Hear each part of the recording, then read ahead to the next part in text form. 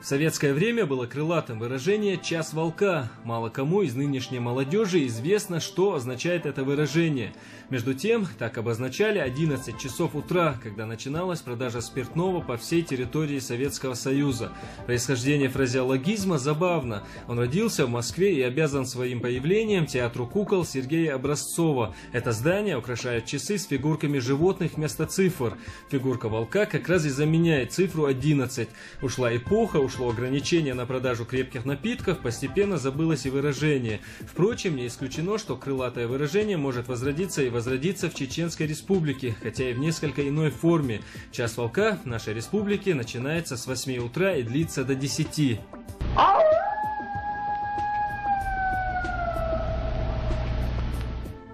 Процессы, которые происходят сегодня в Чеченской Республике, носят весьма позитивный характер. Бесспорно, что республика не просто находится на подъеме, но и переживает серьезный очищающий морально-нравственный момент, в результате которого она может стать одним из самых преуспевающих регионов Российской Федерации. Однако будущее республики напрямую зависит от того, какой фундамент будет заложен сегодня. В свое время древний мыслитель Аристотель отмечал, что судьбы империи зависят от воспитания молодежи, и потому, наверное, все-таки не случайно, что президент Кадыров уделяет огромное внимание именно молодежи, которая ранее из-за невостребованности обществом была главным поставщиком живой силы для боевиков и наркоторговцев.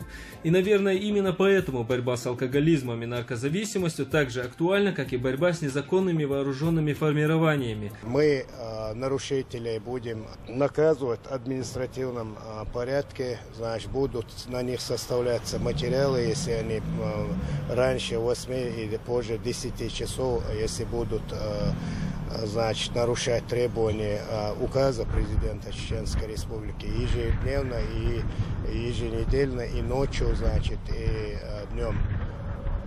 Значит, убедительная просьба предпринимателям, значит, и гражданам нашей республики, чтобы они не нарушали. О своей непримиримой позиции по отношению к наркомании и алкоголизму Кадыров заявил еще в июле 2006 года на посту председателя правительства республики. Уже тогда он довольно резко характеризовал сложившуюся ситуацию. Кровопийцы, которые занимаются незаконной продажей наркотиков и спиртного, губят чеченскую молодежь, лишают ее будущего.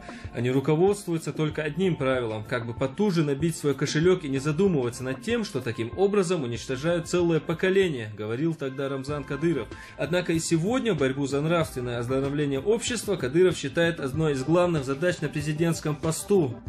Долгое время проблема наркомании и алкоголизма оставалась для республики очень серьезной, ведь наркоман присаживает на иглу определенное количество других людей, являясь не только распространителем наркотиков, но и носителем информации о них. Впервые заговорить об этой проблеме пришлось в период начала в Чеченской Республике военных действий. Нищета среди населения, доступность наркотиков привели к появлению большого количества наркоманов. Сегодня нового притока наркозависимых нет, и ежегодное снижение по выявленным преступлениям на почве наркотиков составляет порядка 10%. Тем не менее, проблема распространения и употребления наркотиков в республике, хотя и не в такой острой форме, как в других регионах Российской Федерации, сегодня все-таки существует.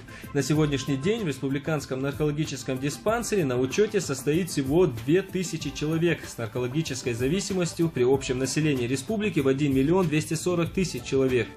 Ежегодно Россия теряет около 30 тысяч человек исключительно по причине дорожно-транспортных происшествий, значительная доля которых ложится на тех, кто сел за руль в состоянии опьянения. Сегодня в Грозном функционирует прекрасно отреставрированный наркодиспансер с профессиональным коллективом и с хорошей технической базой. Кроме того, в каждом районе республики работает наркологический кабинет, в котором сохраняется полная анонимность пациентов. Однако в этой работе основное внимание в республике уделяется все-таки не столько лечению, сколько профилактике и предупреждению наркозависимости и алкоголизма. Думается, что опора на духовные ценности и идеи, которые сейчас активно пропагандируются в республике, как раз и дает серьезные результаты в этой сфере. Здесь, скорее, все-таки уместнее говорить не о том, что признает ли сам себя человек больным, сколько о том, что какие методы подобрать для того, чтобы оказать этому человеку помощь.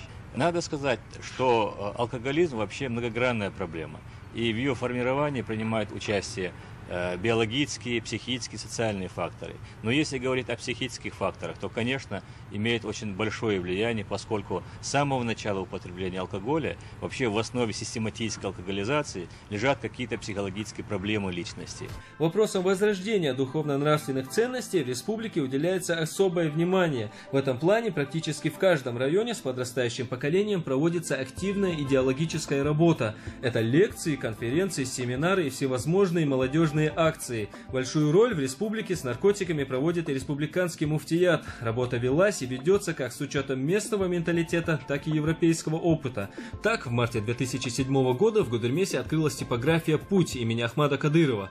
Типография выпускает брошюры с хадисами, компакт-диски с проповедями и выдержками из священного Корана, а также различные книги и буклеты, в которых рассказывается о вреде курения и других пагубных привычках.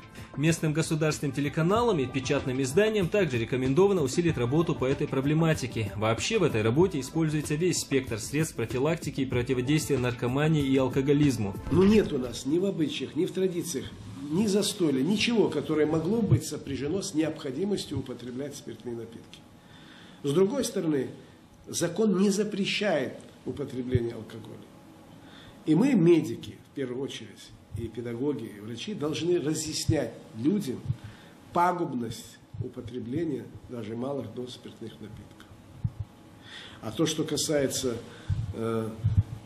обилия нарушений, связанных с употреблением спиртных напитков, или вернее вызванных тем, что люди оказались в состоянии опьянения и совершали тех поступков, которые они не совершили бы, если бы они были в трезвом состоянии, этих случаев очень много.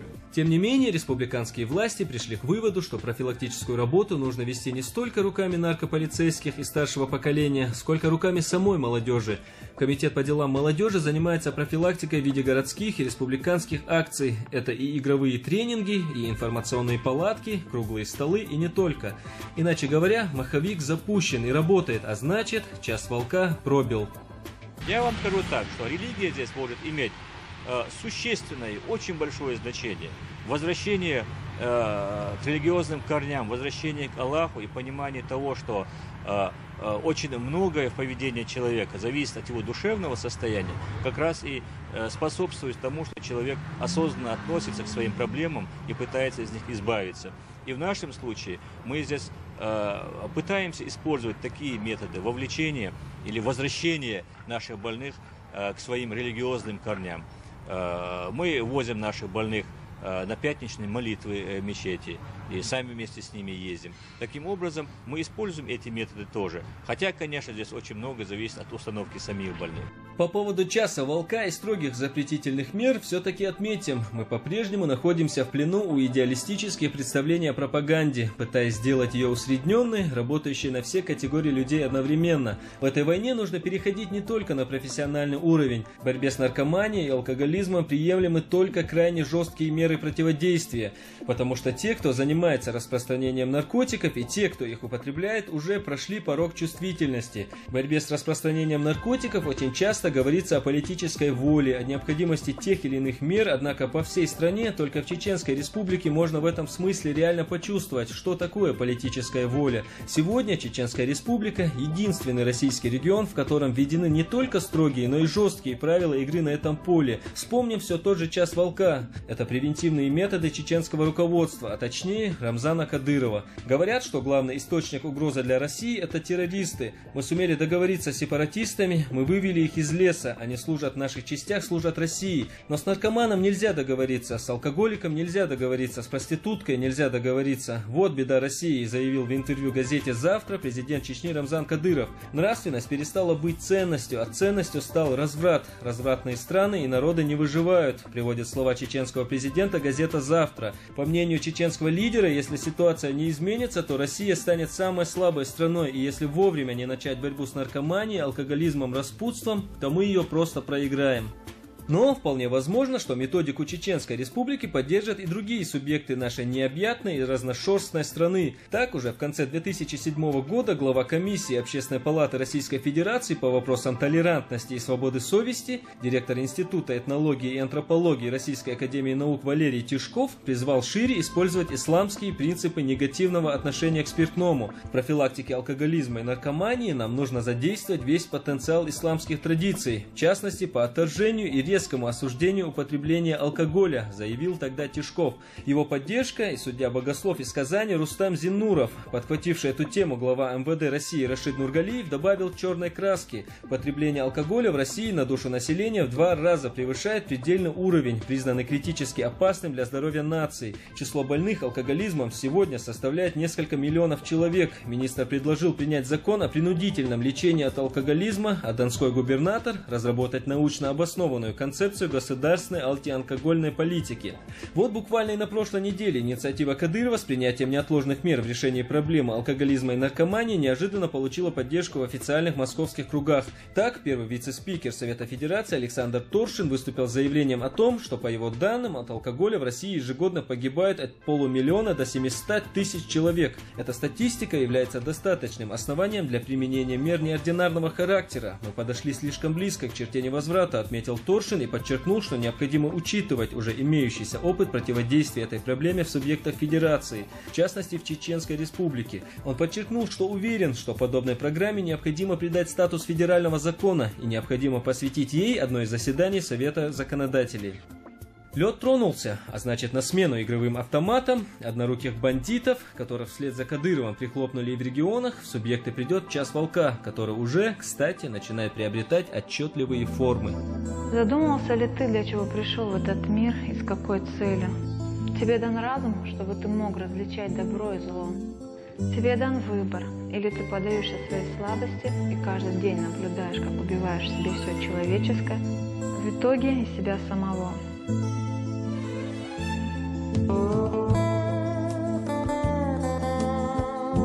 Неужели ты думаешь, что Всевышний создал тебя для того, чтобы ты приносил страдания тем, кто любит тебя, тем, кто хотел бы гордиться тобой?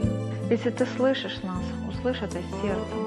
Мы хотим, чтобы ты знал, рядом с тобой всегда есть тот, кто поддержит тебя, не даст тебе медленно убивать себя, становясь чужим этому миру. Возможно, где-то рядом тот, кто пытается сбить тебя с пути. Сделай свой выбор, не отказывайся от этого.